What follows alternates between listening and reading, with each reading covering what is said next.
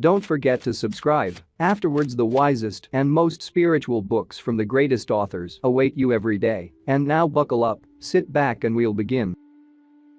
Nicolo Machiavelli. The Prince. Chapter 15 concerning things for which men, and especially princes, are praised or blamed.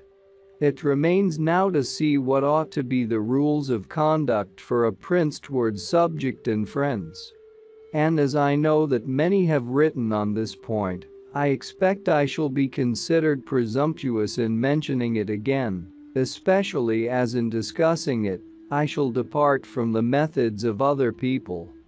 But, it being my intention to write a thing which shall be useful to him who apprehends it, it appears to me more appropriate to follow up the real truth of the matter than the imagination of it, for many have pictured republics and principalities which in fact have never been known or seen, because how one lives is so far distant from how one ought to live, that he who neglects what is done for what ought to be done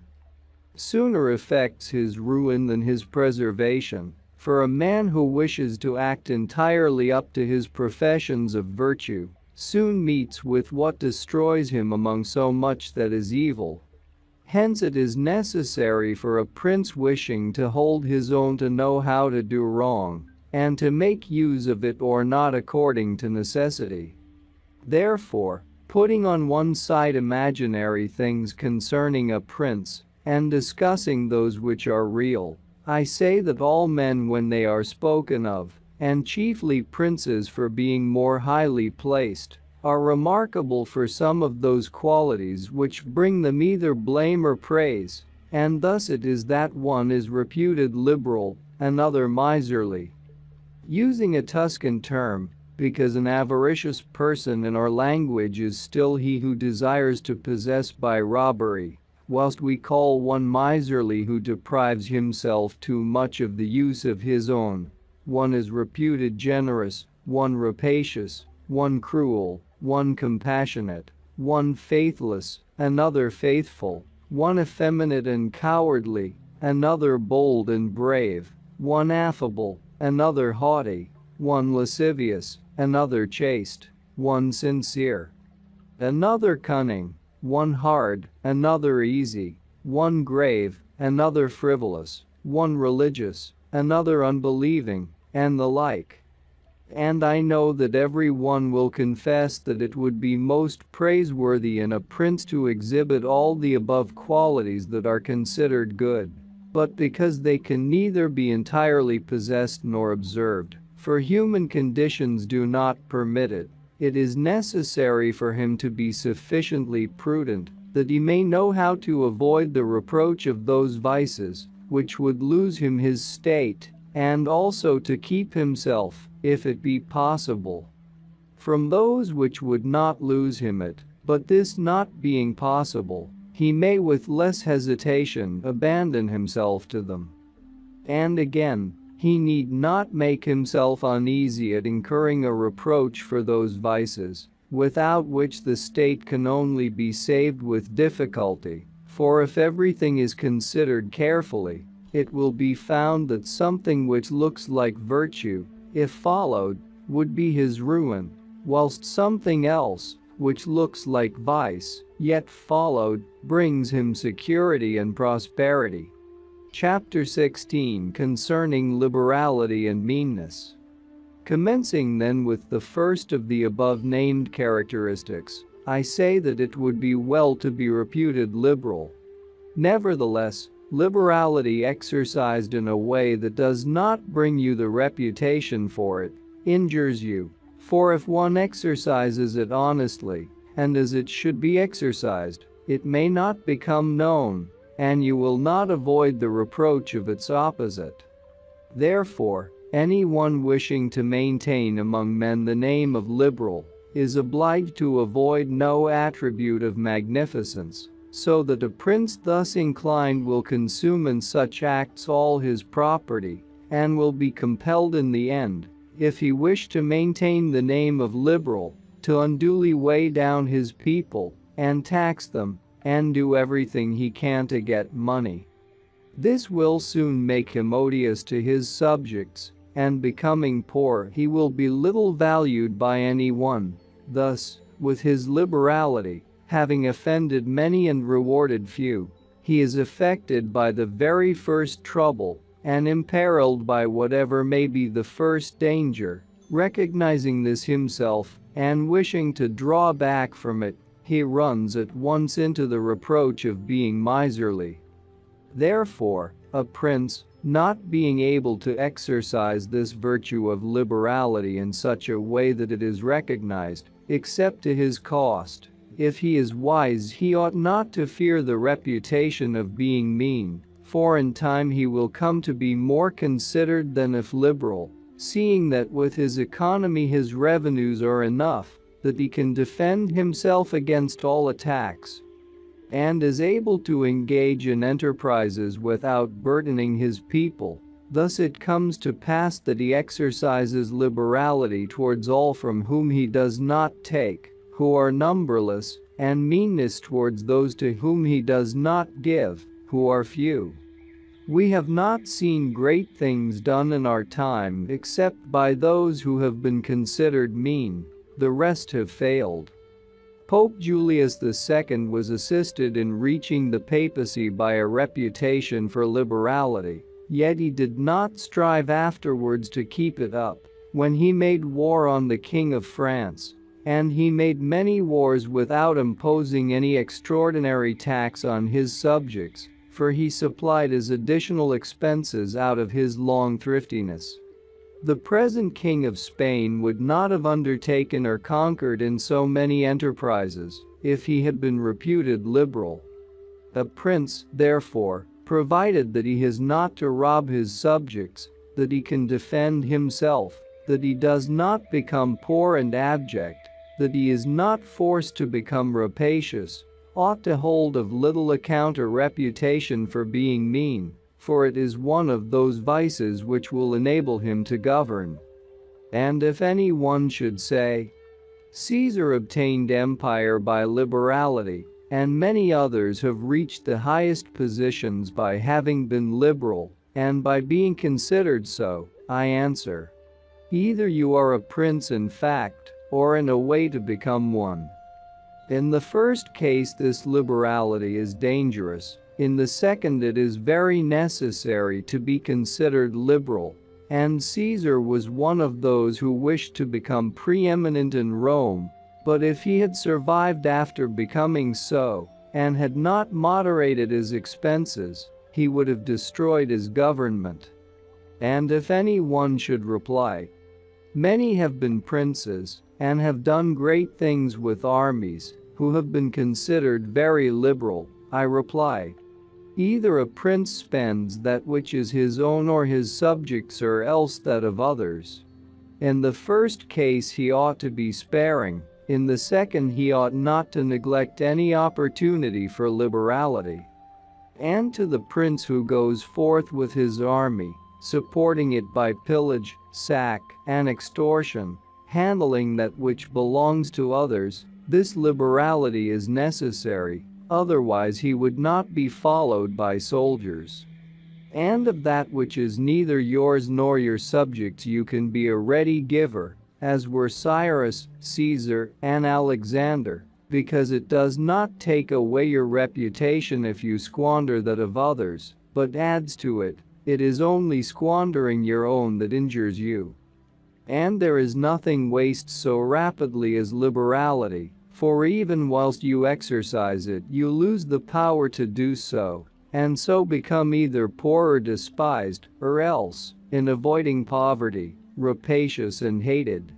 And a prince should guard himself, above all things, against being despised and hated, and liberality leads you to both. Therefore it is wiser to have a reputation for meanness which brings reproach without hatred, than to be compelled through seeking a reputation for liberality to incur a name for rapacity which begets reproach with hatred. Chapter 17 concerning cruelty and clemency, and whether it is better to be loved than feared. Coming now to the other qualities mentioned above, I say that every prince ought to desire to be considered clement and not cruel. Nevertheless he ought to take care not to misuse this clemency. Caesar Borgia was considered cruel, notwithstanding, his cruelty reconciled the Romagna, unified it, and restored it to peace and loyalty. And if this be rightly considered, he will be seen to have been much more merciful than the Florentine people, who, to avoid a reputation for cruelty, permitted Pistoia to be destroyed. Therefore a prince, so long as he keeps his subjects united and loyal, ought not to mind the reproach of cruelty, because with a few examples, he will be more merciful than those who, through too much mercy, allow disorders to arise, from which follow murders or robberies, for these are wont to injure the whole people, whilst those executions which originate with a prince offend the individual only. Pansiatici factions in 1502 and 1503.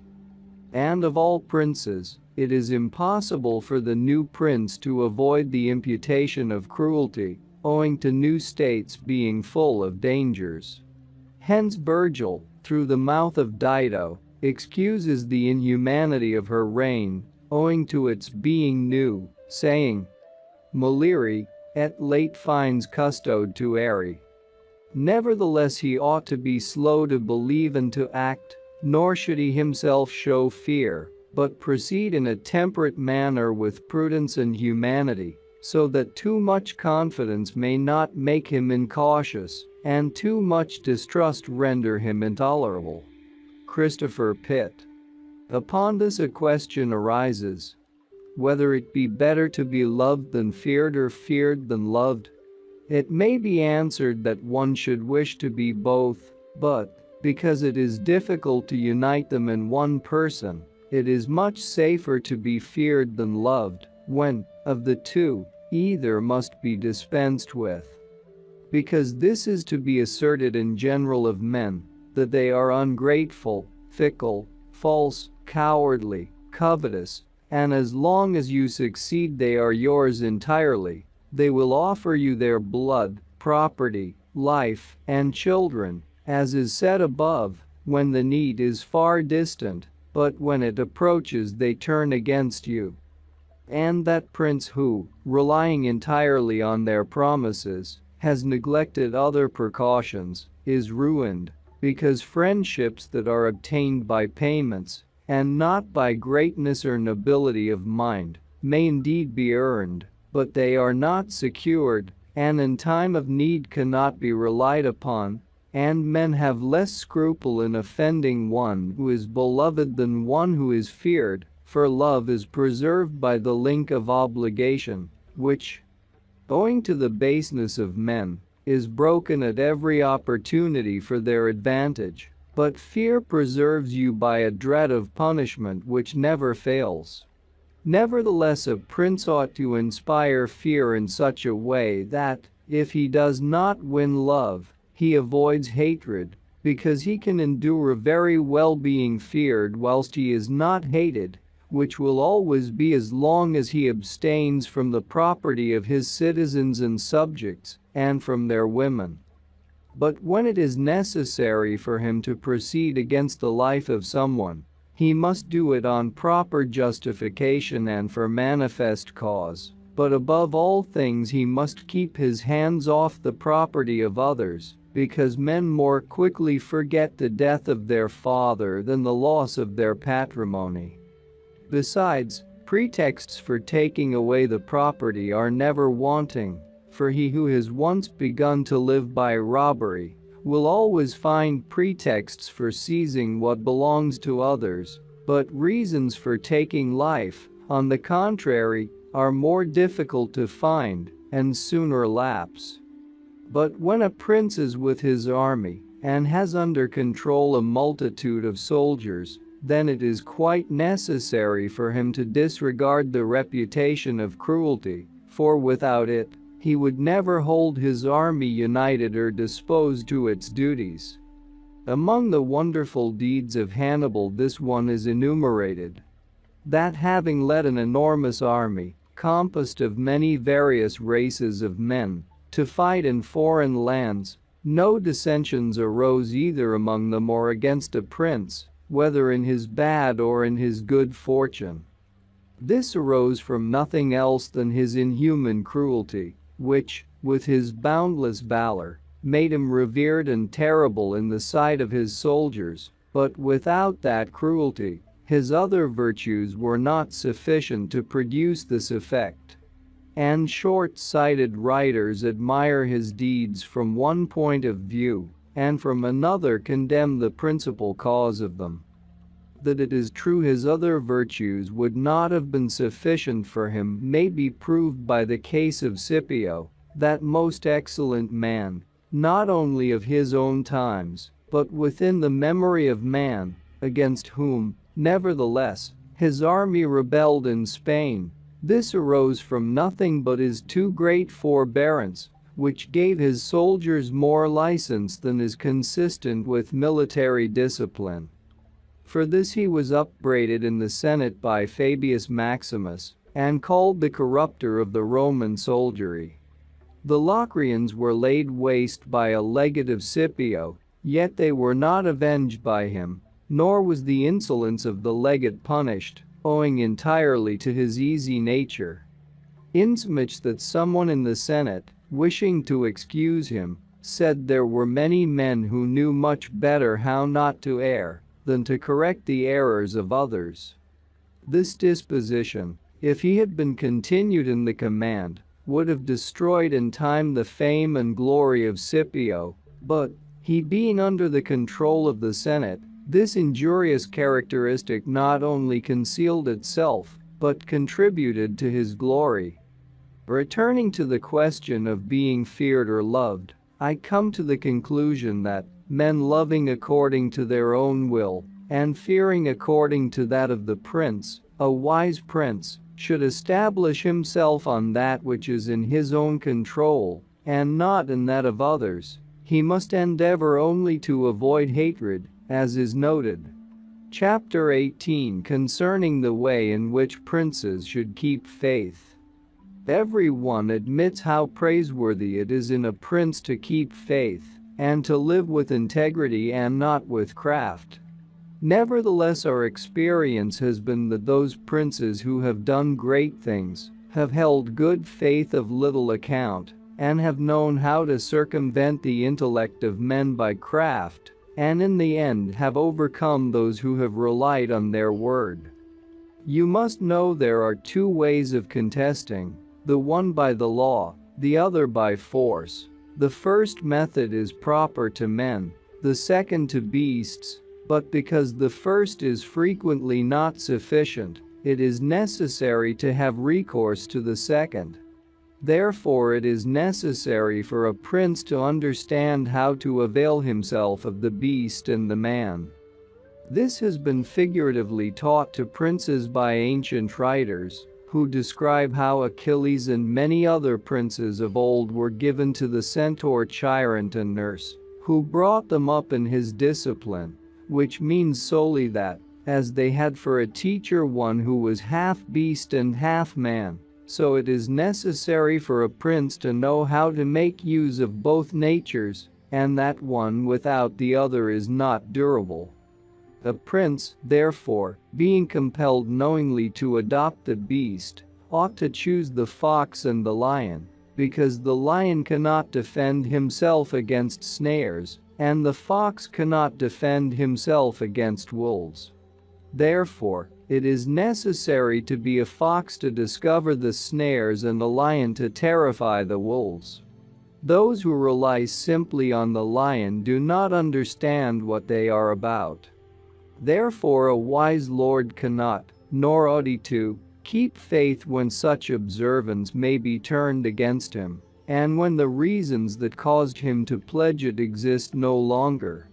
If men were entirely good, this precept would not hold, but because they are bad, and will not keep faith with you, you too are not bound to observe it with them. Nor will there ever be wanting to a prince legitimate reasons to excuse this non-observance. Of this endless modern examples could be given, showing how many treaties and engagements have been made void and of no effect through the faithlessness of princes, and he who has known best how to employ the fox has succeeded best. But it is necessary to know well how to disguise this characteristic, and to be a great pretender and dissembler, and men are so simple, and so subject to present necessities, that he who seeks to deceive will always find someone who will allow himself to be deceived. One recent example I cannot pass over in silence. Alexander VI did nothing else but deceive men, nor ever thought of doing otherwise, and he always found victims, for there never was a man who had greater power in asserting, or who with greater oaths would affirm a thing, yet would observe it less. Nevertheless his deceits always succeeded according to his wishes, because he well understood this side of mankind. Alexander never did what he said, Caesar never said what he did. Italian proverb. Therefore it is unnecessary for a prince to have all the good qualities I have enumerated, but it is very necessary to appear to have them.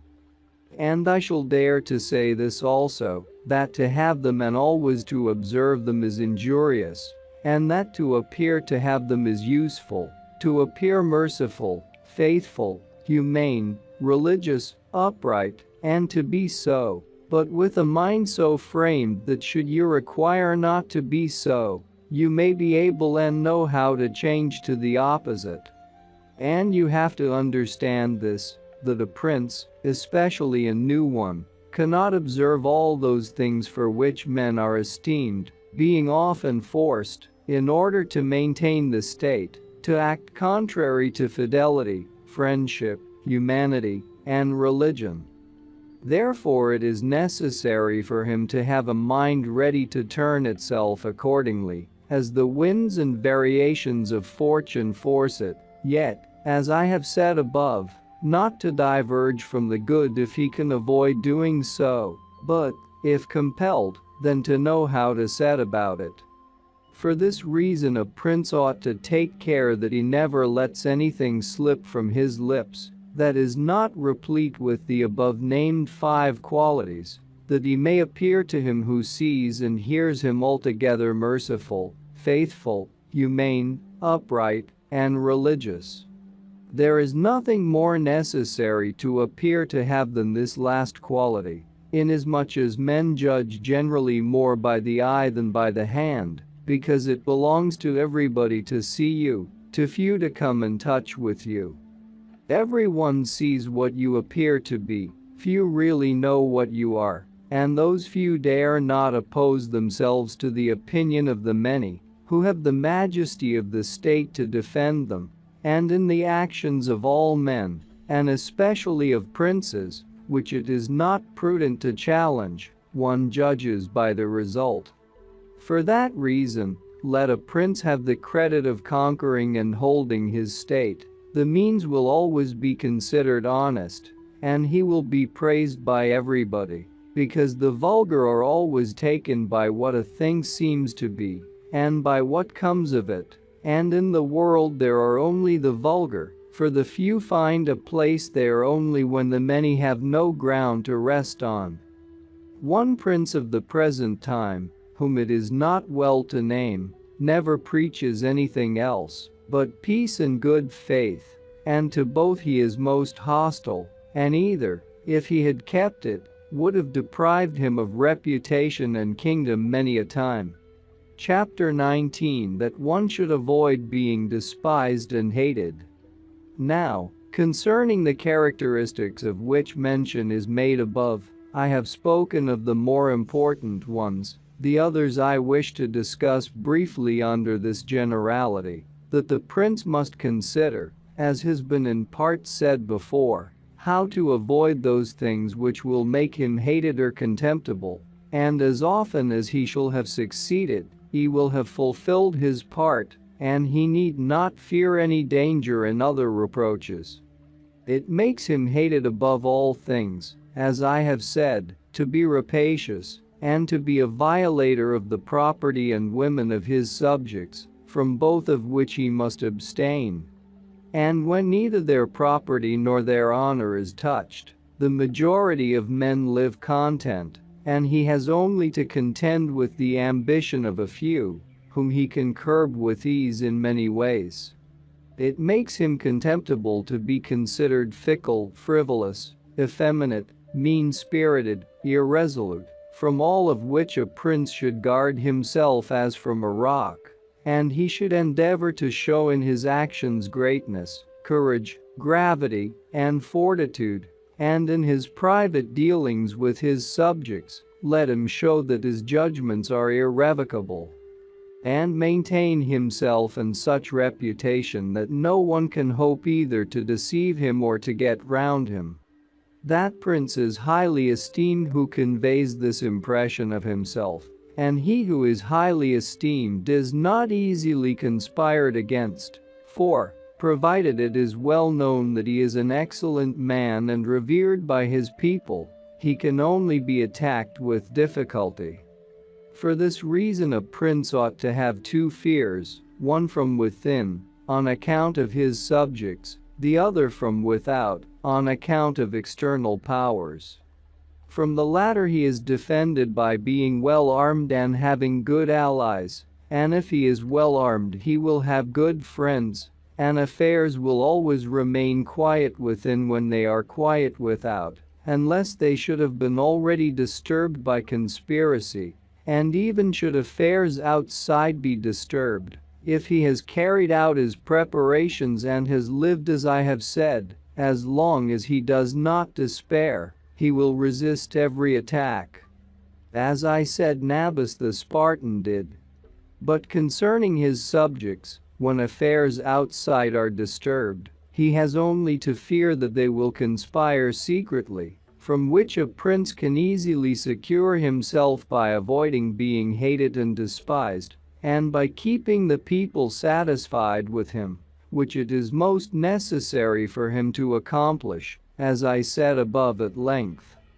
And one of the most efficacious remedies that a prince can have against conspiracies is not to be hated and despised by the people, for he who conspires against a prince always expects to please them by his removal, but when the conspirator can only look forward to offending them, he will not have the courage to take such a course, for the difficulties that confront a conspirator are infinite. And as experience shows, many have been the conspiracies, but few have been successful, because he who conspires cannot act alone, nor can he take a companion except from those whom he believes to be malcontents, and as soon as you have opened your mind to a malcontent, you have given him the material with which to content himself, for by denouncing you he can look for every advantage, so that, seeing the gain from this course to be assured, and seeing the other to be doubtful and full of dangers, he must be a very rare friend, or a thoroughly obstinate enemy of the prince, to keep faith with you. And, to reduce the matter into a small compass, I say that, on the side of the conspirator, there is nothing but fear, jealousy, prospect of punishment to terrify him, but on the side of the prince, there is the majesty of the principality, the laws, the protection of friends and the state to defend him, so that, adding to all these things the popular goodwill, it is impossible that any one should be so rash as to conspire. For whereas in general the conspirator has to fear before the execution of his plot, in this case he has also to fear the sequel to the crime, because on account of it, he has the people for an enemy, and thus cannot hope for any escape. Endless examples could be given on this subject, but I will be content with one, brought to pass within the memory of our fathers. Messer Annibale Bentivogli, who was prince in Bologna, grandfather of the present Annibale, having been murdered by the Canesci, who had conspired against him, not one of his family survived, but Messer Giovanni, who was in childhood. Immediately after his assassination, the people rose and murdered all the Canesci. This sprung from the popular goodwill which the house of Bentivogli enjoyed in those days in Bologna, which was so great that, although none remained there after the death of Annibale, who was able to rule the state, the Bolognese, having information that there was one of the Bentivogli family in Florence, who up to that time had been considered the son of a blacksmith, sent to Florence for him and gave him the government of their city.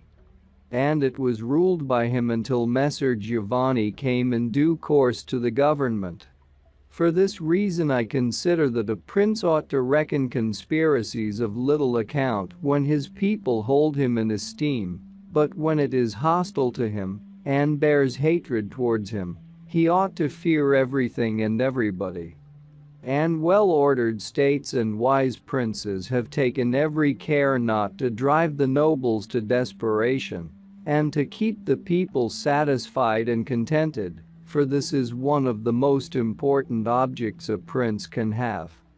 Among the best ordered and governed kingdoms of our times is France, and in it are found many good institutions on which depend the liberty and security of the king. Of these the first is the parliament and its authority, because he who founded the kingdom, knowing the ambition of the nobility and their boldness, considered that a bit to their mouths would be necessary to hold them in, and, on the other side, knowing the hatred of the people, founded in fear against the nobles, he wished to protect them, yet he was not anxious for this to be the particular care of the king. Therefore, to take away the reproach which he would be liable to from the nobles for favoring the people, and from the people for favoring the nobles, he set up an arbiter, who should be one who could beat down the great and favor the lesser without reproach to the king. Neither could you have a better or a more prudent arrangement, or a greater source of security to the king and kingdom. From this one can draw another important conclusion, that princes ought to leave affairs of reproach to the management of others, and keep those of grace in their own hands. And further, I consider that a prince ought to cherish the nobles, but not so as to make himself hated by the people. It may appear, perhaps, to some who have examined the lives and deaths of the Roman emperors, that many of them would be an example contrary to my opinion, seeing that some of them lived nobly and showed great qualities of soul. Nevertheless, they have lost their empire or have been killed by subjects who have conspired against them. Wishing, therefore, to answer these objections, I will recall the characters of some of the emperors, and will show that the causes of their ruin were not different to those alleged by me. At the same time, I will only submit for consideration those things that are noteworthy to him who studies the affairs of those times. It seems to me sufficient to take all those emperors who succeeded to the empire from Marcus the philosopher down to Maximinus. They were Marcus and his son Commodus, Pertinax, Julian, Severus and his son Antoninus Caracalla, Macrinus, Heliogabalus, Alexander, and Maximinus.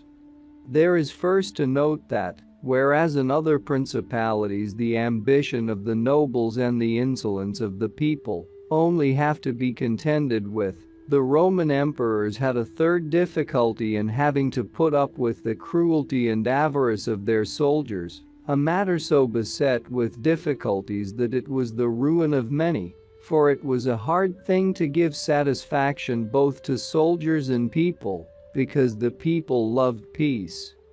And for this reason they loved the unaspiring prince, whilst the soldiers loved the warlike prince who was bold, cruel, and rapacious, which qualities they were quite willing he should exercise upon the people, so that they could get double pay and give vent to their own greed and cruelty. Hence it arose that those emperors were always overthrown who, either by birth or training, had no great authority, and most of them, especially those who came new to the principality, recognizing the difficulty of these two opposing humors, were inclined to give satisfaction to the soldiers, caring little about injuring the people. Which course was necessary, because, as princes cannot help being hated by someone, they ought, in the first place, to avoid being hated by everyone, and when they cannot compass this, they ought to endeavor with the utmost diligence to avoid the hatred of the most powerful. Therefore, those emperors who through inexperience had need of special favor adhered more readily to the soldiers than to the people, a course which turned out advantageous to them or not, accordingly as the prince knew how to maintain authority over them. From these causes it arose that Marcus, Pertinax, and Alexander, being all men of modest life, lovers of justice, enemies to cruelty, humane, and benignant, came to a sad end except Marcus. He alone lived and died honored, because he had succeeded to the throne by hereditary title, and owed nothing either to the soldiers or the people, and afterwards, being possessed of many virtues which made him respected. He always kept both orders in their places whilst he lived, and was neither hated nor despised. But Pertinax was created emperor against the wishes of the soldiers, who, being accustomed to live licentiously under Commodus, could not endure the honest life to which Pertinax wished to reduce them. Thus, having given cause for hatred, to which hatred there was added contempt for his old age, he was overthrown at the very beginning of his administration. And here it should be noted that hatred is acquired as much by good works as by bad ones. Therefore, as I said before, a prince wishing to keep his state is very often forced to do evil, for when that body is corrupt whom you think you have need of to maintain yourself, it may be either the people or the soldiers or the nobles you have to submit to its humors and to gratify them, and then good works will do you harm. But let us come to Alexander, who was a man of such great goodness, that among the other praises which are accorded him is this, that in the 14 years he held the empire no one was ever put to death by him unjudged. Nevertheless, being considered effeminate and a man who allowed himself to be governed by his mother, he became despised. The army conspired against him and murdered him. Turning now to the opposite characters of Commodus, Severus, Antoninus Caracalla, and Maximinus, you will find them all cruel and rapacious men, who, to satisfy their soldiers, did not hesitate to commit every kind of iniquity against a people, and all, except Severus, came to a bad end. But in Severus, there was so much valor that, keeping the soldiers friendly, although the people were oppressed by him, he reigned successfully, for his valor made him so much admired in the sight of the soldiers and people, that the latter were kept in a way astonished and awed, and the former respectful and satisfied. And because the actions of this man, as a new prince, were great, I wish to show briefly that he knew well how to counterfeit the fox and the lion, which natures, as I said above, it is necessary for a prince to imitate. Knowing the sloth of the Emperor Julian, he persuaded the army in Sclavonia, of which he was captain, that it would be right to go to Rome and avenge the death of Pertinax, who had been killed by the Praetorian soldiers, and under this pretext, without appearing to aspire to the throne, he moved the army on Rome and reached Italy before it was known that he had started. On his arrival at Rome, the Senate, through fear, elected him emperor and killed Julian. After this there remained for Severus, who wished to make himself master of the whole empire, two difficulties, one in Asia, where Niger, head of the Asiatic army, had caused himself to be proclaimed emperor, the other in the west where Albinus was, who also aspired to the throne. And as he considered it dangerous to declare himself hostile to both, he decided to attack Niger and to deceive Albinus. To the latter he wrote that, being elected emperor by the Senate, he was willing to share that dignity with him, and sent him the title of Caesar, and, moreover, that the Senate had made Albinus his colleague, which things were accepted by Albinus as true. But after Severus had conquered and killed Niger, and settled Oriental affairs, he returned to Rome and complained to the Senate that Albinus, little recognizing the benefits that he had received from him, had by treachery sought to murder him, and for this ingratitude he was compelled to punish him. Afterwards he sought him out in France, and took from him his government and life. He who will, therefore, carefully examine the actions of this man, will find him a most valiant lion and a most cunning fox. He will find him feared and respected by every one, and not hated by the army, and it need not be wondered at that he, a new man, was able to hold the empire so well, because his supreme renown always protected him from that hatred which the people might have conceived against him for his violence. But his son Antoninus was a most eminent man, and had very excellent qualities, which made him admirable in the sight of the people and acceptable to the soldiers, for he was a warlike man, most enduring of fatigue, a despiser of all delicate food and other luxuries, which caused him to be beloved by the armies. Nevertheless, his ferocity and cruelties were so great and so unheard of that, after endless single murders, he killed a large number of the people of Rome and all those of Alexandria. He became hated by the whole world, and also feared by those he had around him, to such an extent that he was murdered in the midst of his army by a centurion. And here it must be noted that such like deaths, which are deliberately inflicted with a resolved and desperate courage, cannot be avoided by princes, because anyone who does not fear to die can inflict them, but a prince may fear them the less because they are very rare. He has only to be careful not to do any grave injury to those whom he employs or has around him in the service of the state.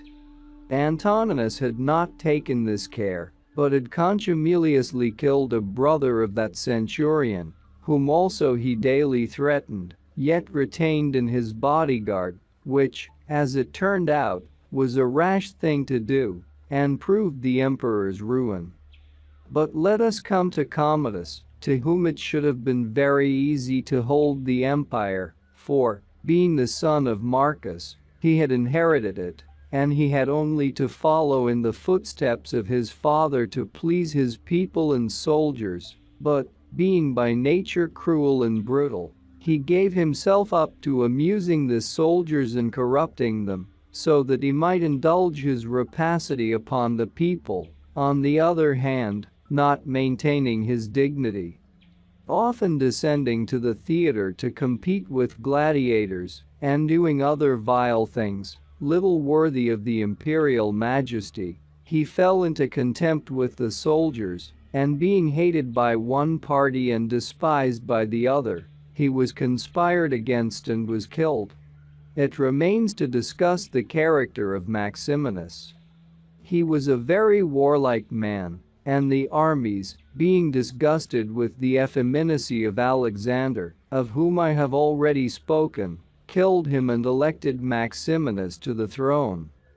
This he did not possess for long, for two things made him hated and despised. The one, his having kept sheep in Thrace, which brought him into contempt, it being well known to all, and considered a great indignity by every one, and the other, his having at the accession to his dominions, deferred going to Rome and taking possession of the imperial seat. He had also gained a reputation for the utmost ferocity by having, through his prefects in Rome and elsewhere in the empire, practiced many cruelties, so that the whole world was moved to anger at the meanness of his birth, and to fear at his barbarity.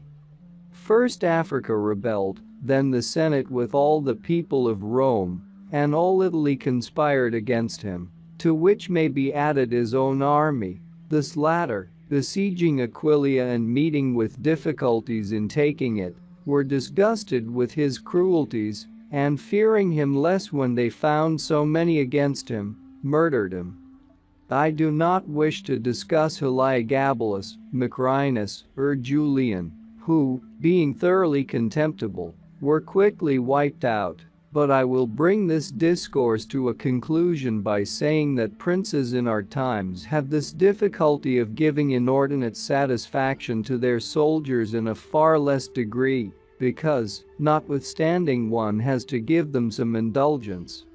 That is soon done. None of these princes have armies that are veterans in the governance and administration of provinces, as were the armies of the Roman Empire, and whereas it was then more necessary to give satisfaction to the soldiers than to the people, it is now more necessary to all princes, except the Turk and the Soldan, to satisfy the people rather than the soldiers, because the people are the more powerful.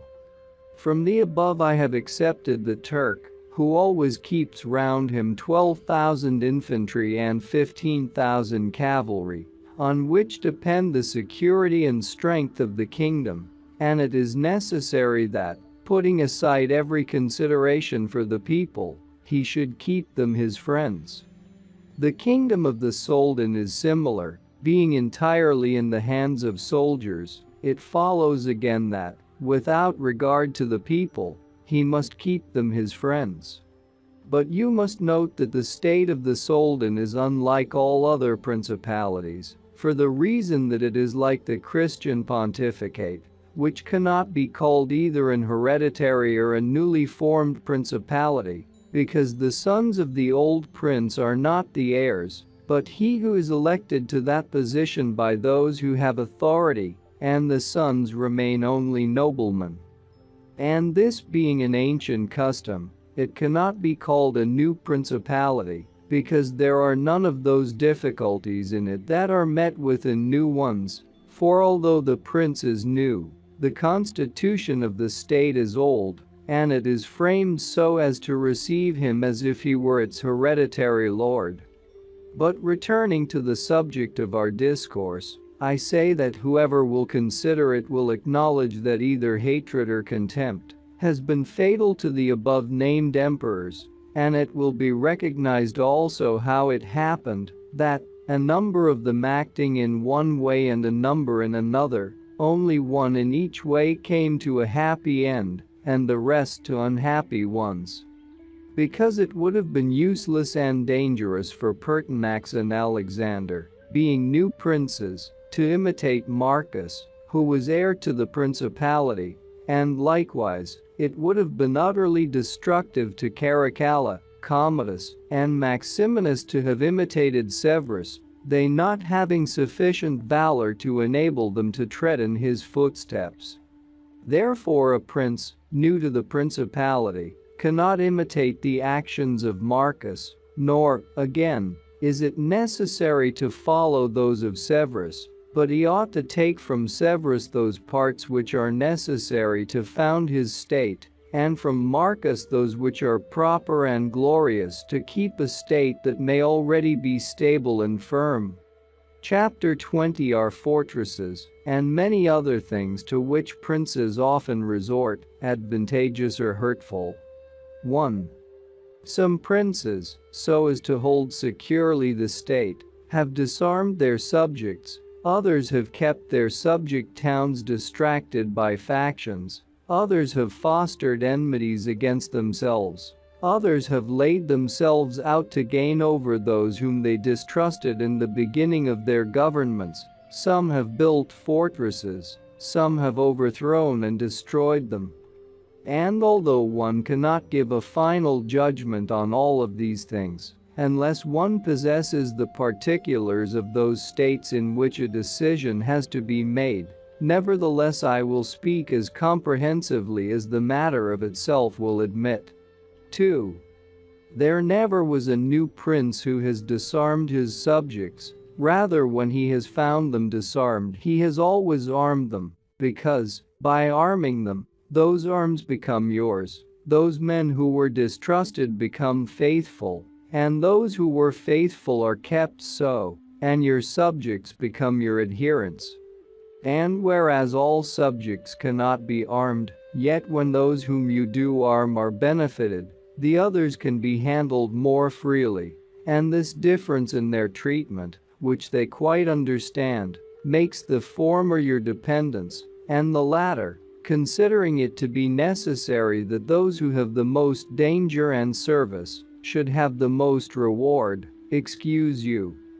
But when you disarm them, you at once offend them by showing that you distrust them, either for cowardice or for want of loyalty, and either of these opinions breeds hatred against you.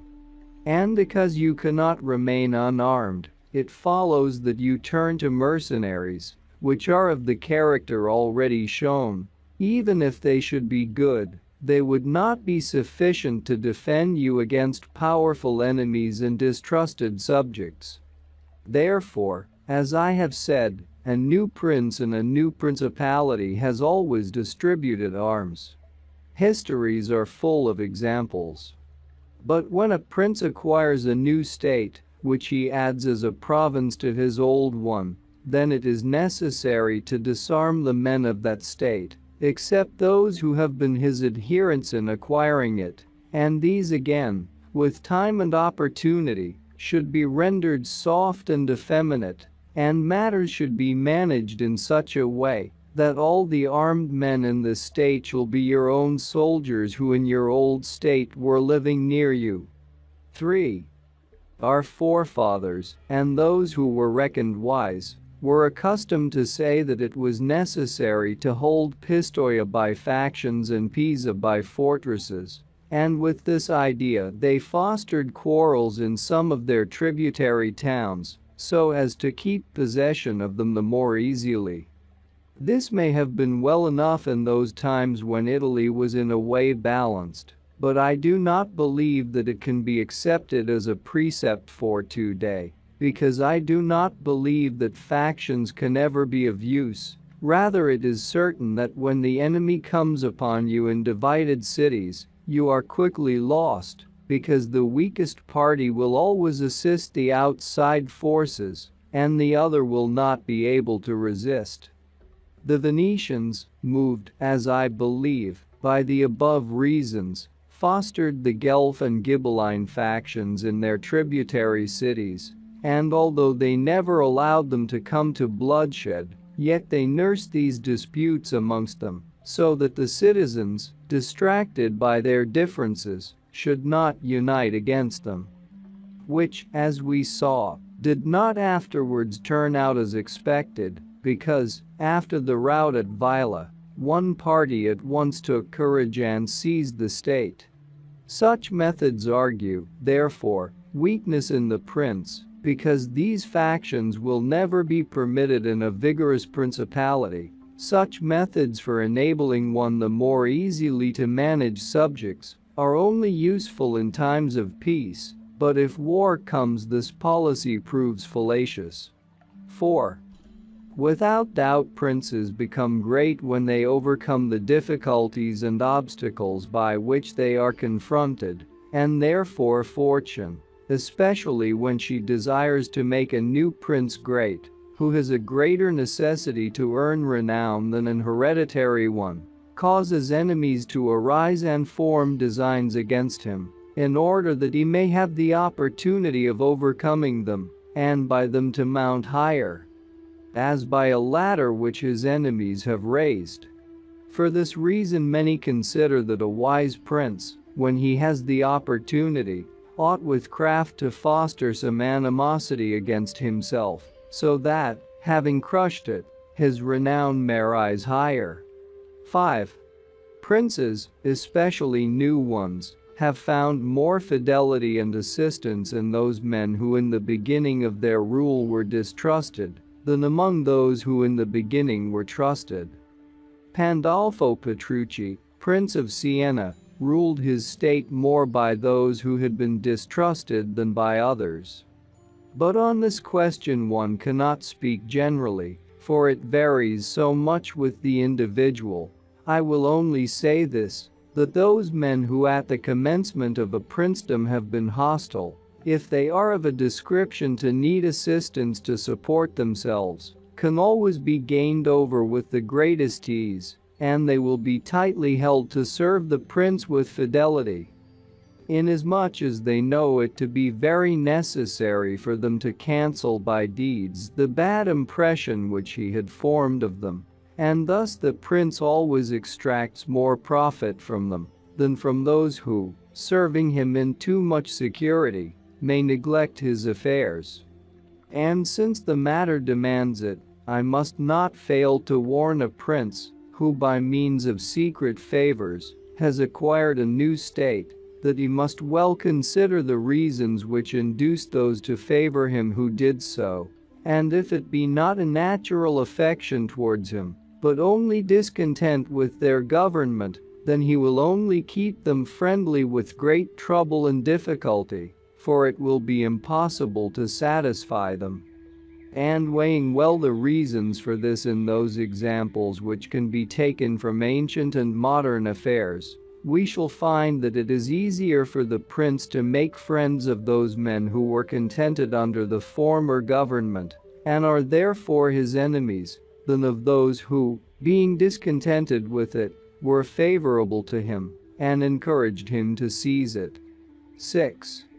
It has been a custom with princes, in order to hold their states more securely, to build fortresses that may serve as a bridle and bit to those who might design to work against them, and as a place of refuge from a first attack. I praise this system because it has been made use of formerly. Notwithstanding that, Messer Nicolo Vitelli in our times has been seen to demolish 2 fortresses in Città di Castello, so that he might keep that state, Guido Ubaldo, Duke of Urbino, on returning to his dominion, whence he had been driven by Cesar Borgia, razed to the foundations all the fortresses in that province, and considered that without them it would be more difficult to lose it. The Bentivogli returning to Bologna came to a similar decision. Fortresses, therefore, are useful or not according to circumstances. If they do you good in one way, they injure you in another. And this question can be reasoned thus. The prince who has more to fear from the people than from foreigners ought to build fortresses, but he who has more to fear from foreigners than from the people ought to leave them alone. The castle of Milan, built by Francesco Sforza, has made, and will make, more trouble for the house of Sforza than any other disorder in the state. For this reason the best possible fortress is not to be hated by the people, because, although you may hold the fortresses, yet they will not save you if the people hate you, for there will never be wanting foreigners to assist a people who have taken arms against you. It has not been seen in our times that such fortresses have been of use to any prince, unless to the Countess of Forli, when the Count Girolamo, her consort, was killed, for by that means she was able to withstand the popular attack, and wait for assistance from Milan, and thus recover her state, and the posture of affairs was such at that time, that the foreigners could not assist a people. But fortresses were of little value to her afterwards when Cesar Borgia attacked her, and when the people, her enemy, were allied with foreigners. Therefore, it would have been safer for her, both then and before, not to have been hated by the people, than to have had the fortresses. All these things considered then, I shall praise him who builds fortresses as well as him who does not, and I shall blame whoever, trusting in them, cares little about being hated by the people. A letter from Fortunati to the Countess announces the appointment. I have been with the Signori, wrote Fortunati, to learn whom they would send and when. They tell me that Nicolo Machiavelli, a learned young Florentine noble, secretary to my lords of the Ten, is to leave with me at once. Chapter 21 How a Prince Should Conduct Himself so as to Gain Renown. Nothing makes a prince so much esteemed as great enterprises and setting a fine example. We have in our time Ferdinand of Aragon, the present King of Spain. He can almost be called a new prince because he has risen, by fame and glory, from being an insignificant king to be the foremost king in Christendom. And if you will consider his deeds, you will find them all great and some of them extraordinary. In the beginning of his reign he attacked Granada, and this enterprise was the foundation of his dominions. He did this quietly at first and without any fear of hindrance, for he held the minds of the barons of Castile occupied in thinking of the war and not anticipating any innovations. Thus they did not perceive that by these means he was acquiring power and authority over them. He was able with the money of the church and of the people to sustain his armies, and by that long war, to lay the foundation for the military skill which has since distinguished him. Further, always using religion as a plea, so as to undertake greater schemes, he devoted himself with pious cruelty to driving out and clearing his kingdom of the Moors, nor could there be a more admirable example, nor one more rare. Under the same cloak he assailed Africa, he came down on Italy, he has finally attacked France, and thus his achievements and designs have always been great, and have kept the minds of his people in suspense and admiration, and occupied with the issue of them. And his actions have arisen in such a way, one out of the other, that men have never been given time to work steadily against him. Again, it much assists a prince to set unusual examples in internal affairs, similar to those which are related of Messer Bernabo da Milano, who, when he had the opportunity, by anyone in civil life doing some extraordinary thing, either good or bad, would take some method of rewarding or punishing him, which would be much spoken about. And a prince ought, above all things, always endeavor in every action to gain for himself the reputation of being a great and remarkable man. A prince is also respected when he is either a true friend or a downright enemy, that is to say, when, without any reservation, he declares himself in favor of one party against the other, which course will always be more advantageous than standing neutral, because if two of your powerful neighbors come to blows, they are of such a character that, if one of them conquers, you have either to fear him or not.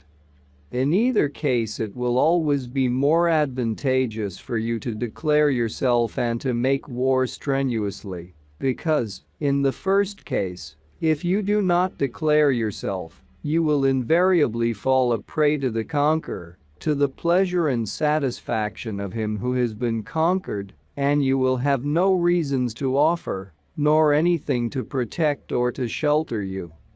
Because he who conquers does not want doubtful friends who will not aid him in the time of trial, and he who loses will not harbor you because you did not willingly, sword in hand, court his fate. Antiochus went into Greece, being sent for by the Aetolians to drive out the Romans. He sent envoys to the Achaeans, who were friends of the Romans, exhorting them to remain neutral, and on the other hand the Romans urged them to take up arms. This question came to be discussed in the council of the Achaeans, where the legate of Antiochus urged them to stand neutral. To this the Roman legate answered, "As for that which has been said, that it is better and more advantageous for your state not to interfere in our war, nothing can be more erroneous, because by not interfering you will be left, without favor or consideration, the guerdon of the conqueror. Thus it will always happen that he who is not your friend will demand your neutrality, whilst he who is your friend will entreat you to declare yourself with arms. And irresolute princes, to avoid present dangers, generally follow the neutral path and are generally ruined. But when a prince declares himself gallantly in favor of one side, if the party with whom he allies himself conquers, although the victor may be powerful and may have him at his mercy, yet he is indebted to him, and there is established a bond of amity, and men are never so shameless as to become a monument of ingratitude by oppressing you. Victories, after all, are never so complete that the victor must not show some regard, especially to justice. But if he with whom you ally yourself loses, you may be sheltered by him, and whilst he is able he may aid you, and you become companions on a fortune that may rise again. In the second case, when those who fight are of such a character that you have no anxiety as to who may conquer, so much the more is it greater prudence to be allied, because you assist at the destruction of one by the aid of another who, if he had been wise, would have saved him, and conquering, as it is impossible that he should not do with your assistance, he remains at your discretion. And here it is to be noted that a prince ought to take care never to make an alliance with one more powerful than himself for the purposes of attacking others, unless necessity compels him, as is said above, because if he conquers you are at his discretion, and princes ought to avoid as much as possible being at the discretion of any one. The Venetians joined with France against a Duke of Milan, and this alliance, which caused their ruin, could have been avoided. But when it cannot be avoided, as happened to the Florentines when the Pope and Spain sent armies to attack Lombardy, then in such a case, for the above reasons, the prince ought to favor one of the parties. Never let any government imagine that it can choose perfectly safe courses, rather let it expect to have to take very doubtful ones, because it is found in ordinary affairs that one never seeks to avoid one trouble without running into another, but prudence consists in knowing how to distinguish the character of troubles, and for choice to take the lesser evil. A prince ought also to show himself a patron of ability, and to honor the proficient in every art.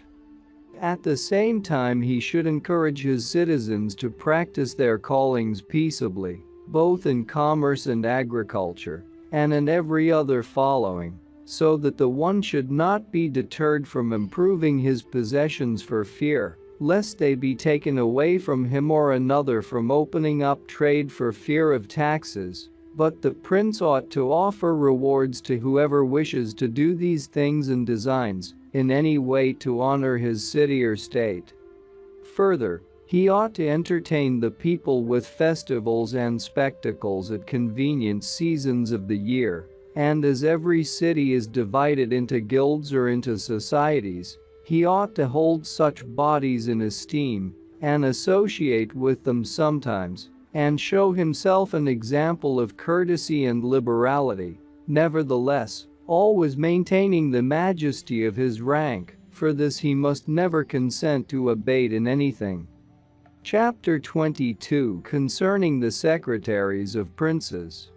The choice of servants is of no little importance to a prince, and they are good or not, according to the discrimination of the prince. And the first opinion which one forms of a prince, and of his understanding, is by observing the men he has around him, and when they are capable and faithful, he may always be considered wise, because he has known how to recognize the capable and to keep them faithful. But when they are otherwise, one cannot form a good opinion of him, for the prime error which he made was in choosing them. There were none who knew Messer Antonio da Venafro as the servant of Pandolfo Petrucci, Prince of Siena, who would not consider Pandolfo to be a very clever man and having Venafro for his servant. Because there are three classes of intellects. One which comprehends by itself, another which appreciates what others comprehended, and a third which neither comprehends by itself nor by the showing of others. The first is the most excellent, the second is good, the third is useless. Therefore, it follows necessarily that, if Pandolfo was not in the first rank, he was in the second, for whenever one has judgment to know good and bad when it is said and done, although he himself may not have the initiative, yet he can recognize the good and the bad in his servant, and the one he can praise and the other correct. Thus the servant cannot hope to deceive him, and is kept honest. But to enable a prince to form an opinion of his servant, there is one test which never fails. When you see the servant thinking more of his own interests than of yours, and seeking inwardly his own profit in everything, such a man will never make a good servant, nor will you ever be able to trust him, because he who has the state of another in his hands ought never to think of himself, but always of his prince, and never pay any attention to matters in which the prince is not concerned. On the other hand, to keep his servant honest, the prince ought to study him, honoring him, enriching him, doing him kindnesses, sharing with him the honors and cares, and at the same time let him see that he cannot stand alone, so that many honors may not make him desire more, many riches make him wish for more, and that many cares may make him dread chances. When, therefore, servants and princes towards servants are thus disposed, they can trust each other, but when it is otherwise, the end will always be disastrous for either one or the other. Chapter 23: How Flatterers Should Be Avoided. I do not wish to leave out an important branch of this subject, for it is a danger from which princes are with difficulty preserved, unless they are very careful in discriminating. It is that of flatterers, of whom courts are full, because men are so self-complacent in their own affairs, and in a way so deceived in them, that they are preserved with difficulty from this pest, and if they wish to defend themselves, they run the danger of falling into contempt. Because there is no other way of guarding oneself from flatterers, except letting men understand that to tell you the truth does not offend you, but when every one may tell you the truth, respect for you abates. Therefore a wise prince ought to hold a third course by choosing the wise men in his state, and giving to them only the liberty of speaking the truth to him, and then only of those things of which he inquires, and of none others, but he ought to question them upon everything, and listen to their opinions, and afterwards form his own conclusions.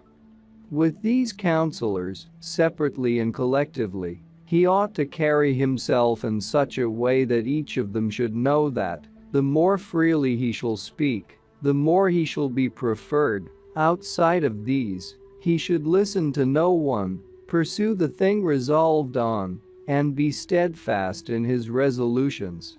He who does otherwise is either overthrown by flatterers, or is so often changed by varying opinions that he falls into contempt.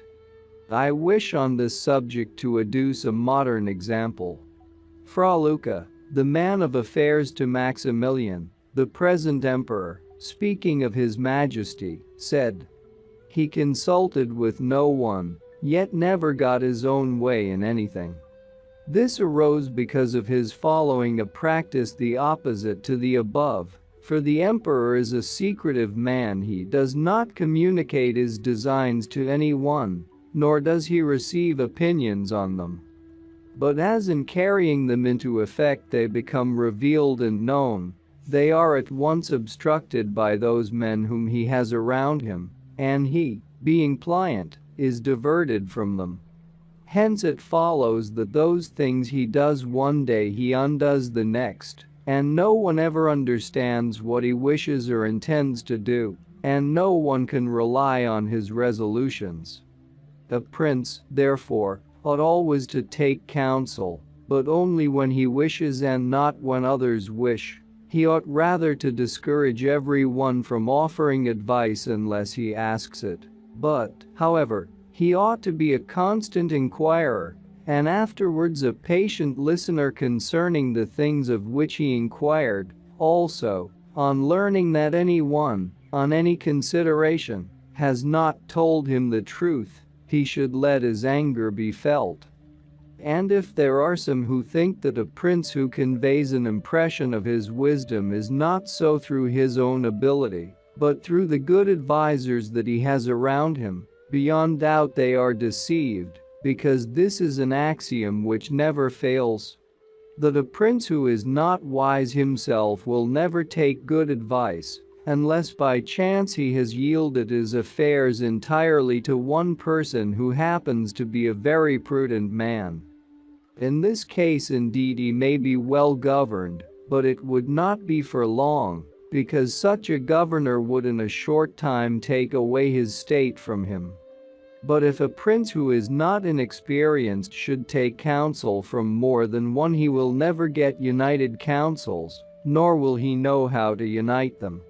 Each of the counselors will think of his own interests, and the prince will not know how to control them or to see through them. And they are not to found otherwise, because men will always prove untrue to you, unless they are kept honest by constraint. Therefore it must be inferred that good counsels, whencesoever they come, are born of the wisdom of the prince, and not the wisdom of the prince from good counsels. Chapter 24: Why the Princes of Italy have lost their states. The previous suggestions, carefully observed, will enable a new prince to appear well established, and render him at once more secure and fixed in the state than if he had been long seated there.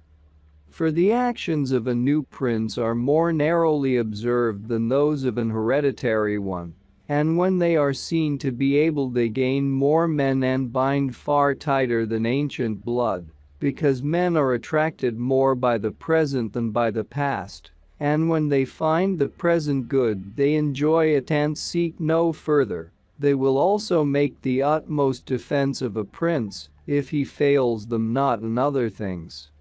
Thus it will be a double glory for him to have established a new principality, and adorned and strengthened it with good laws, good arms, good allies, and with a good example. So will it be a double disgrace to him who, born a prince, shall lose his state by want of wisdom. And if those Sagniers are considered who have lost their states in Italy in our times, such as the King of Naples, the Duke of Milan, and others, there will be found in them, firstly, one common defect in regard to arms from the causes which have been discussed at length. In the next place, some one of them will be seen, either to have had the people hostile, or if he has had the people friendly, he has not known how to secure the nobles. In the absence of these defects, states that have power enough to keep an army in the field cannot be lost. Philip of Macedon, not the father of Alexander the Great, but he who was conquered by Titus Quintius, had not much territory compared to the greatness of the Romans and of Greece who attacked him. Yet being a warlike man who knew how to attract the people and secure the nobles, he sustained the war against his enemies for many years, and if in the end he lost the dominion of some cities, nevertheless he retained the kingdom. Therefore, do not let our princes accuse fortune for the loss of their principalities after so many years' possession, but rather their own sloth, because in quiet times they never thought there could be a change. It is a common defect in man not to make any provision in the calm against the tempest, and when afterwards the bad times came they thought of flight and not of defending themselves, and they hoped that the people disgusted with the insolence of the conquerors, would recall them. This course, when others fail, may be good, but it is very bad to have neglected all other expedients for that, since you would never wish to fall, because you trusted to be able to find someone later on to restore you. This again either does not happen, or, if it does, it will not be for your security, because that deliverance is of no avail which does not depend upon yourself. Those only are reliable, certain, and durable that depend on yourself and your valor. Chapter 25: What fortune can effect in human affairs, and how to withstand her. It is not unknown to me how many men have had, and still have, the opinion that the affairs of the world are in such wise governed by fortune and by God, that men with their wisdom cannot direct them, and that no one can even help them, and because of this, they would have us believe that it is not necessary to labor much in affairs, but to let chance govern them. This opinion has been more credited in our times because of the great changes in affairs which have been seen, and may still be seen, every day, beyond all human conjecture. Sometimes pondering over this, I am in some degree inclined to their opinion. Nevertheless, not to extinguish our free will, I hold it to be true that fortune is the arbiter of one half of our actions, but that she still leaves us to direct the other half, or perhaps a little less. I compare her to one of those raging rivers, which when in flood overflows the plains, sweeping away trees and buildings, bearing away the soil from place to place, everything flies before it, all yield to its violence, without being able in any way to withstand it, and yet, though its nature be such, it does not follow therefore that men, when the weather becomes fair, shall not make provision, both with defenses and barriers, in such a manner that, rising again, the waters may pass away by canal, and their force be neither so unrestrained nor so dangerous. So it happens with fortune, who shows her power where valor has not prepared to resist her, and thither she turns her forces where she knows that barriers and defenses have not been raised to constrain her. And if you will consider Italy, which is the seat of these changes, and which has given to them their impulse, you will see it to be an open country without barriers and without any defense. For if it had been defended by proper valor, as are Germany, Spain, and France, either this invasion would not have made the great changes it has made, or it would not have come at all. And this I consider enough to say concerning resistance to fortune in general. But confining myself more to the particular, I say that a prince may be seen happy today and ruined tomorrow, without having shown any change of disposition or character. This, I believe, arises firstly from causes that have already been discussed at length, namely, that the prince who relies entirely on fortune is lost when it changes. I believe also that he will be successful who directs his actions according to the spirit of the times, and that he whose actions do not accord with the times will not be successful. Because men are seen, in affairs that lead to the end which every man has before him, namely, glory and riches, to get there by various methods, one with caution, another with haste, one by force, another by skill, one by patience, another by its opposite, and each one succeeds in reaching the goal by a different method. One can also see of two cautious men the one attain his end, the other fail, and similarly, two men by different observances are equally successful, the one being cautious, the other impetuous. All this arises from nothing else than whether or not they conform in their methods to the spirit of the times. This follows from what I have said, that two men working differently bring about the same effect, and of two working similarly, one attains his object and the other does not. Changes in a state also issue from this, for if, to one who governs himself with caution and patience, times and affairs converge in such a way that his administration is successful, his fortune is made, but if times and affairs change, he is ruined if he does not change his course of action. But a man is not often found sufficiently circumspect to know how to accommodate himself to the change, both because he cannot deviate from what nature inclines him to do, and also because, having always prospered by acting in one way, he cannot be persuaded that it is well to leave it, and, therefore, the cautious man, when it is time to turn adventurous, does not know how to do it. Hence he is ruined, but had he changed his conduct with the times, fortune would not have changed. Pope Julius II went to work impetuously in all his affairs, and found the times and circumstances conform so well to that line of action that he always met with success. Consider his first enterprise against Bologna, Messer Giovanni Bentivogli being still alive. The Venetians were not agreeable to it, nor was the King of Spain, and he had the enterprise still under discussion with the King of France. Nevertheless, he personally entered upon the expedition with his accustomed boldness and energy, a move which made Spain and the Venetians stand irresolute and passive, the latter from fear, the former from desire to recover the kingdom of Naples. On the other hand, he drew after him the King of France, because that king, having observed the movement, and desiring to make the Pope his friend so as to humble the Venetians, found it impossible to refuse him.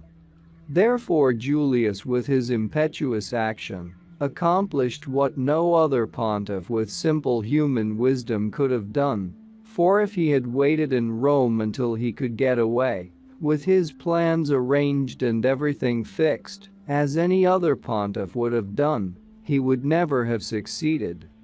Because the King of France would have made 1,000 excuses, and the others would have raised 1,000 fears.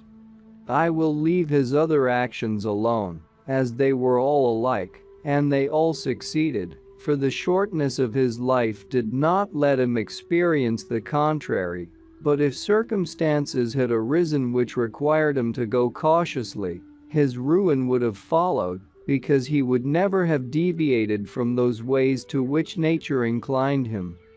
I conclude, therefore, that, fortune being changeful and mankind steadfast in their ways, so long as the two are in agreement, men are successful, but unsuccessful when they fall out. For my part, I consider that it is better to be adventurous than cautious, because fortune is a woman, and if you wish to keep her under, it is necessary to beat and ill-use her, and it is seen that she allows herself to be mastered by the adventurous, rather than by those who go to work more coldly. She is, therefore, always, womanlike, a lover of young men, because they are less cautious, more violent, and with more audacity command her. Chapter 26: An exhortation to liberate Italy from the barbarians. Having carefully considered the subject of the above discourses, and wondering within myself whether the present times were propitious to a new prince, and whether there were elements that would give an opportunity to a wise and virtuous one to introduce a new order of things which would do honor to him and good to the people of this country, it appears to me that so many things concur to favor a new prince that I never knew a time more fit than the present. And if, as I said, it was necessary that the people of Israel should be captive, so as to make manifest the ability of Moses, that the Persians should be oppressed by the Medes, so as to discover the greatness of the soul of Cyrus, and that the Athenians should be dispersed to illustrate the capabilities of Theseus, than at the present time, in order to discover the virtue of an Italian spirit. It was necessary that Italy should be reduced to the extremity that she is now in, that she should be more enslaved than the Hebrews, more oppressed than the Persians, more scattered than the Athenians, without head, without order, beaten, despoiled, torn, overrun, and to have endured every kind of desolation. Although lately some spark may have been shown by one, which made us think he was ordained by God for our redemption, nevertheless it was afterwards seen, in the height of his career, that fortune rejected him, so that Italy, left as without life, waits for him who shall yet heal her wounds, and put an end to the ravaging and plundering of Lombardy, to the swindling and taxing of the kingdom and of Tuscany, and cleanse those sores that for long have festered. It is seen how she entreats God to send someone who shall deliver her from these wrongs and barbarous insolencies. It is seen also that she is ready and willing to follow a banner if only someone will raise it. Nor is there to be seen at present one in whom she can place more hope than in your illustrious house, with its valor and fortune, favored by God and by the Church of which it is now the chief, and which could be made the head of this redemption. This will not be difficult if you will recall to yourself the actions and lives of the men I have named. And although they were great and wonderful men, yet they were men, and each one of them had no more opportunity than the present offers, for their enterprises were neither more just nor easier than this, nor was God more their friend than he is yours. With us there is great justice, because that war is just which is necessary, and arms are hallowed when there is no other hope but in them.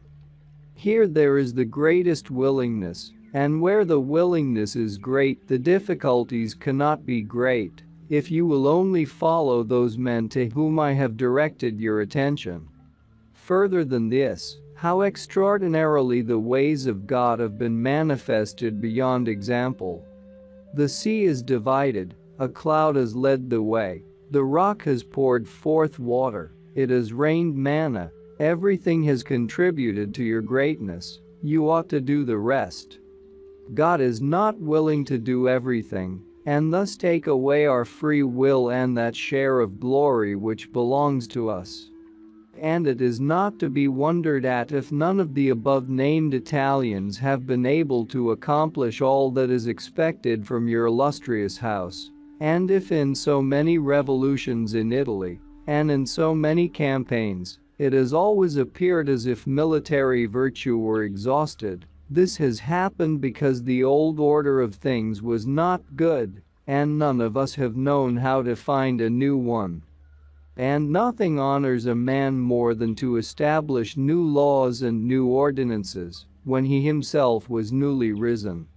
Such things, when they are well-founded and dignified, will make him revered and admired, and in Italy there are not wanting opportunities to bring such into use in every form. Here there is great valor in the limbs whilst it fails in the head.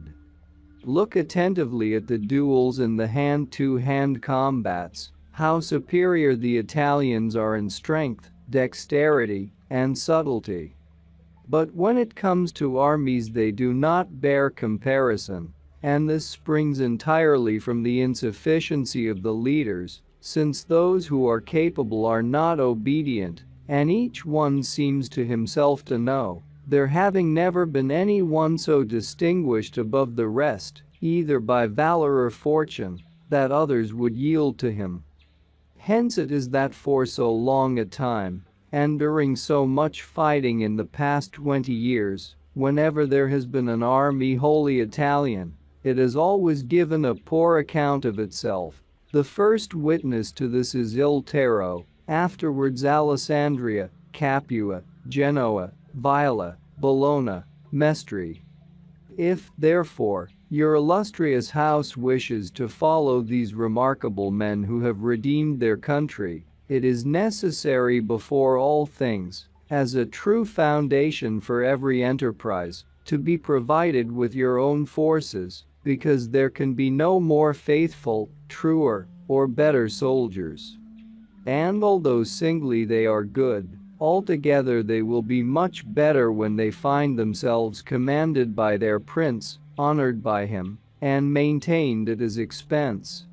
Therefore it is necessary to be prepared with such arms, so that you can be defended against foreigners by Italian valor. And although Swiss and Spanish infantry may be considered very formidable, nevertheless there is a defect in both, by reason of which a third order would not only be able to oppose them, but might be relied upon to overthrow them. For the Spaniards cannot resist cavalry, and the Switzers are afraid of infantry whenever they encounter them in close combat. Owing to this, as has been and may again be seen, the Spaniards are unable to resist French cavalry, and the Switzers are overthrown by Spanish infantry. And although a complete proof of this latter cannot be shown, nevertheless there was some evidence of it at the Battle of Ravenna, when the Spanish infantry were confronted by German battalions, who follow the same tactics as the Swiss, when the Spaniards, by agility of body and with the aid of their shields, got in under the pikes of the Germans and stood out of danger, able to attack, while the Germans stood helpless, and, if the cavalry had not dashed up, all would have been over with them. It is possible, therefore, knowing the defects of both these infantries, to invent a new one, which will resist cavalry and not be afraid of infantry. This need not create a new order of arms, but a variation upon the old. And these are the kind of improvements which confer reputation and power upon a new prince. This opportunity, therefore, ought not to be allowed to pass for letting Italy at last see her liberator appear.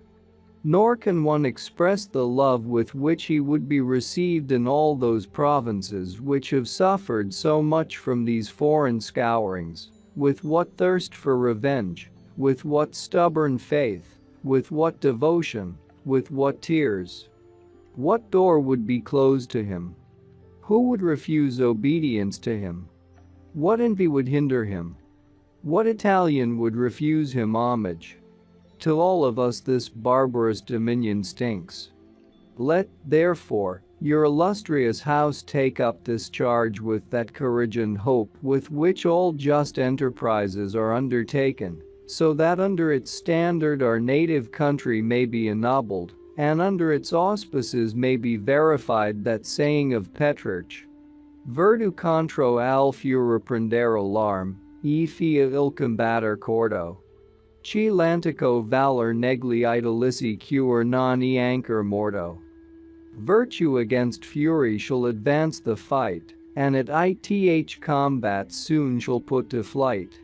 For the old Roman valor is not dead, nor in Italians' breasts extinguished. Edward Dasser, 1640.